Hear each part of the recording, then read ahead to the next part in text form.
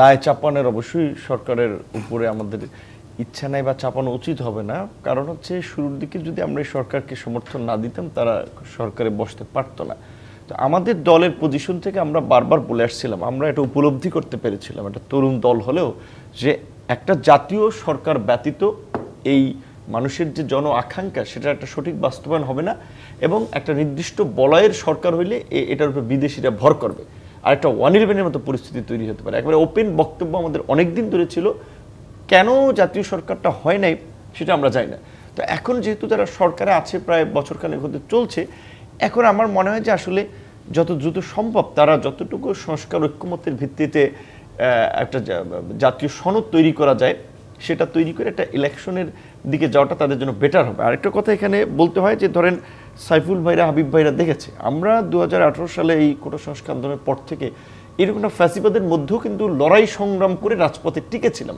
সেখান থেকে একটা ছাত্র আন্দোলন থেকে কিন্তু একটা দল তৈরি হয়েছে। নগদ পেমেন্টে 500 টাকা পর্যন্ত ক্যাশব্যাক, আর লেনদেনে প্রতিদিন ডিপ ফ্রিজ এবং ঘন্টায় ঘন্টায় এসি টিভি সহ দারুণ সব গিফট। হাসনাত আব্দুল্লাহদের মতন এই মুহূর্তে আসলে যাদেরকে খুব গুরুত্বপূর্ণ মনে করা হচ্ছে তারাও আসলে নানা রকম স্ট্যাটাস দিচ্ছেন, এবং এই বিষয়টি নিয়ে উপদেষ্টা মাহফুজকে লাঞ্ছিত করার বিষয়ে হাসনাত আব্দুল্লাহ খুব জানিয়েছেন। তিনি একটি স্ট্যাটাস দিয়েছেন এবং তিনি লিখেছেন, সকল জনদাবির মুখে ছাত্র উপদেষ্টাদের ঠেলে দেওয়া নিয়ে অন্তর্বর্তী সরকারের আচরণের বিষয়ে সন্দেহ প্রকাশ করেছেন তিনি, এবং তিনি এটিও লিখেছেন, এই কথা স্পষ্টভাবে মনে রাখা প্রয়োজন, আপনাদের প্রতিনিধিত্বের দাবি বলেই তিনি আপনাদের কাছে এসেছেন। তার মানে তিনি আসলে অন্তর্বর্তী সরকারকেও সন্দেহ করছেন না। এখানে ধরেন এখন এরা বিশ্ববিদ্যালয়ের মোস্ট জুনিয়র, একেবারে 16-17 সেশনের বোধহয়, তো ওখানে যেমন তাদের স্ট্যাটাস নিয়ে ন্যাশনাল পর্যায়ে টক শোতে বসে খুব বেশি আমাদের আলোচনা করার কিছু নাই, কিন্তু বাস্তবতা তাদের অনেক অভিজ্ঞতার প্রয়োজন আছে।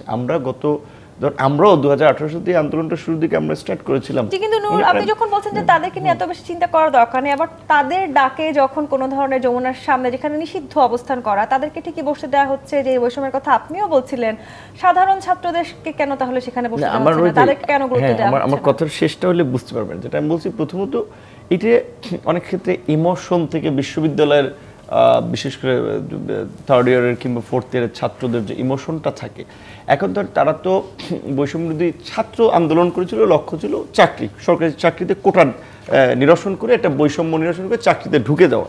এখন পরিস্থিতিটা আসলে একটা গণ অভ্যুত্থানের দিকে নিয়ে গিয়েছে, কারণ রাজনৈতিক দলগুলো দীর্ঘদিন ধরেই এই আকাঙ্ক্ষাটা তাদের মধ্যে রেখেছিল যে একটা গণ আন্দোলন গড়ে তোলা। রাজনৈতিক দলগুলো যখন মনে করেছে যে এই আন্দোলনে ছাত্র জনতার উপরে নির্বিচারে যেভাবে গুলি হচ্ছে, হত্যাযজ্ঞ হচ্ছে, তাদের ঝাঁপিয়ে পড়তে হবে পরবর্তী প্রজন্মকে সেভ করে দেন, এবং ফ্যাসিবাদ যেন পার্মানেন্টলি এই দেশে স্থায়ী না হয়, সেই চিন্তার জায়গা থেকে রাজনৈতিক দলগুলো যখন সম্পৃক্ত হয়েছে তখন এটা একটা গণ আন্দোলন হয়েছে। এখন এইখানে শুরুর দিকে আমরা সবাই ভেবেছে শর্ট সময়ের মধ্যে 3 থেকে 6 মাসের মধ্যে একটা ইলেকশন হবে, যে কারণে ছাত্র থাকুক না, আপনি সাংবাদিক থাকেন না, শিক্ষক থাকুক, ওইটা খুব ম্যাটার ছিল না, একটা ইন্টারিম।